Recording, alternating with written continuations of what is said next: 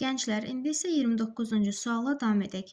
Sinifdəki şagirdlərin 1, 0, 1, 1, 0, 1 ikili say sistemində faizli qız, 1, 0, 1, 1 ikili say sisteminin nəfəri isə oğlandır. Sinifdə cəmi neçə şagird var?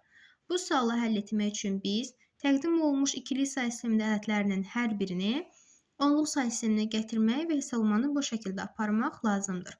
İndi isə yazaq. 1, 0, 1, 1, 0, 1 ikili say sistemində ədədi hər hansı bir x onluq ədədinə bərabərdir. İkili say sistemindən onluq say sisteminə gətirmək üçün nömrələmə metodundan istifadə edirik. Yəni 0, 1, 2, 3, 4 və 5. Sıfırın bizə hesablamalarda heç bir önəmi yoxdur. 2 üstü 5 üstə gəl 2 üstü 3 üstə gəl 2 üstü 2 üstə gəl 2 üstü 0.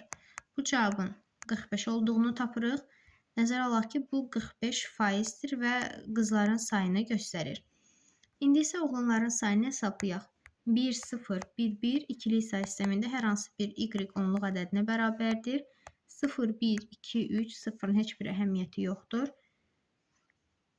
8 üstə gəl 2 üstə gəl 1 11 y ədədi deməli 11-ə bərabərdir. Bu isə oğlanların sayıdır. Əgər hər hansı bir sinifdə 45% qızdırsa, deməli 55% oğlandır.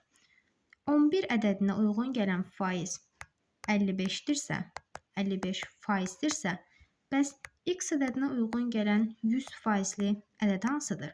Çünki bildiyimiz kimi hər bir sinifdə avtomatik olaraq 100%li uşaq sayı olur. Buradan tənasibi həll etdikdə cavabın 20 olduğunu tapırıq. Yəni doğru cavabımız 20.